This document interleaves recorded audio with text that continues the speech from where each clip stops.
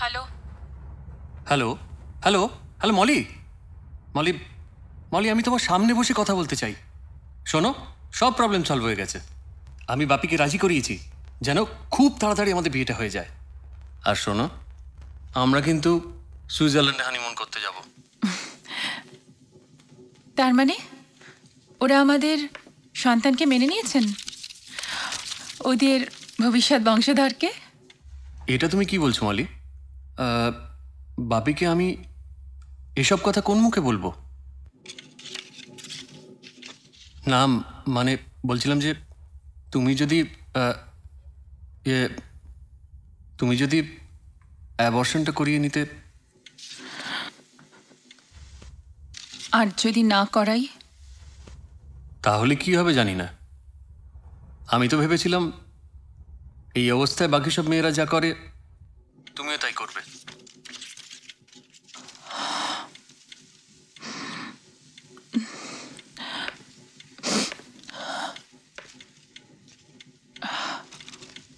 রজত, আমি অনেক ভেবেচিন্তে এই সিদ্ধান্ত নিয়েছি। প্রয়োজনে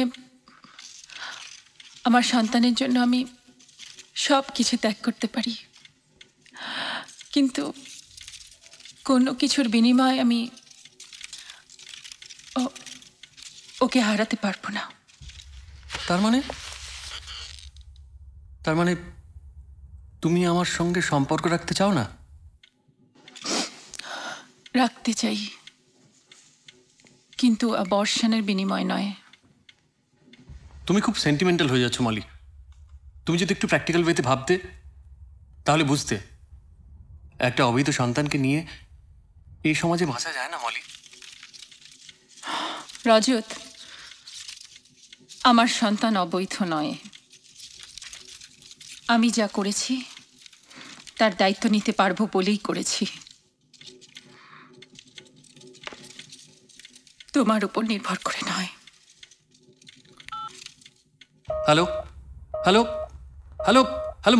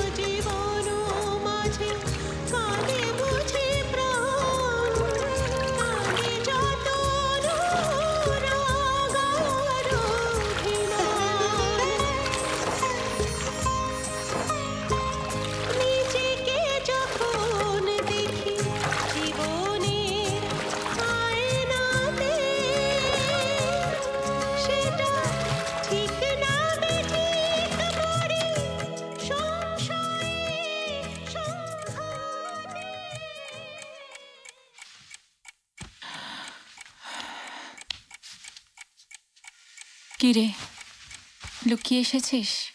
মা জানতে পারলে বকবে না? তোকে কয়েকটা কথা বলেই চলে যাব। বল। বাড়ির ফোনটা খারাপ ছিল বলে উর্মিলা দেবী তোর সঙ্গে যোগাযোগ করতে পারেননি। তোকে ওনার খুব দরকার। তারপর? দিদি,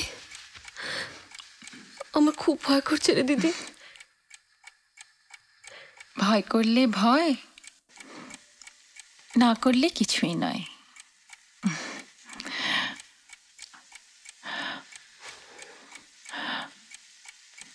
খুকু, জানিস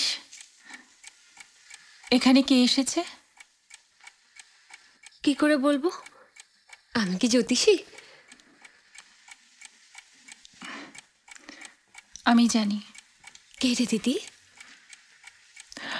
ছেলে হলে চার্লি চ্যাপলিন, আর যদি মেয়ে হয়? আর যদি মেয়ে হয় সিস্টার নিবেদিতা।